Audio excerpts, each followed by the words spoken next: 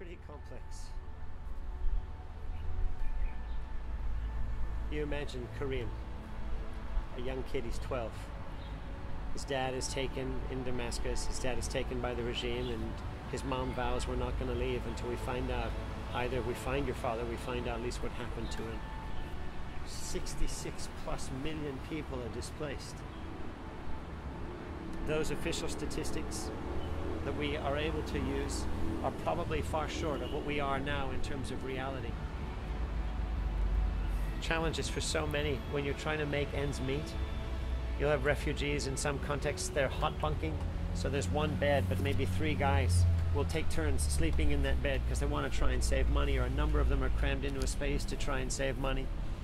And when you look at displaced people around the world, one of the greatest challenges that they wrestle with, separate to surviving, is actually stigma. It's discrimination. Can I tell you a story? It's a beautiful African lady, a French-speaking African lady who was a refugee in Hong Kong. This dear lady, she came to Hong Kong and she said to me one day, in fact she was sharing a story. This lady had got on the MTR.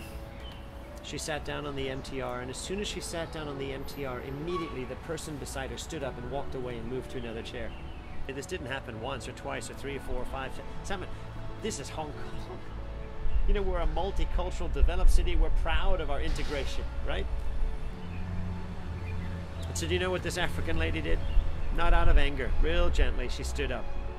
She walked over to where that woman was who had moved, and she sat right down beside her again. And immediately this lady stood up, went to another seat. The African lady got up, pursued her, and sat down beside her again. And again, this happened until this gentle chase occurred all through the MTR. But it was actually ended up that the whole MTR carriage was laughing, except for these 2 ladies. And especially this African woman who was crying out that someone would acknowledge that she mattered. It's a sense of just being unwanted. You know, the gentleman who told me about Hakwai, who told me about being a black devil, he said he didn't know what that term was, but he gets off the LRT, right, Avenue Long where he lives, he gets off the LRT and he's there, and you've got a mom pulling her little girl away, saying, wait, Hakwai, Hakwai, just pulling her daughter away from this gentleman. You do any research at all, it's pretty hard to find a nation where when you walk in, there are signs of welcome, we love you.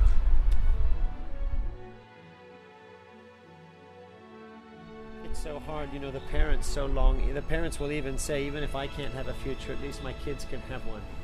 But for that to be true, there must be access to education, and for some, education is possible, not for all.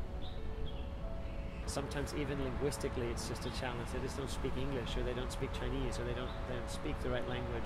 Often educationally, there's a hiatus between where they should be and where they are, because they've had years of trauma or separation from access to academia.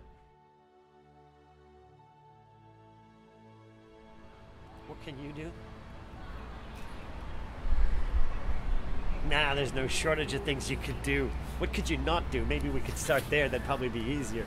I know another group of students in Hong Kong, they wanted to start a charity, so they actually traveled to a place where there was a camp. They documented it, they raised awareness, brought awareness back to Hong Kong, fundraised.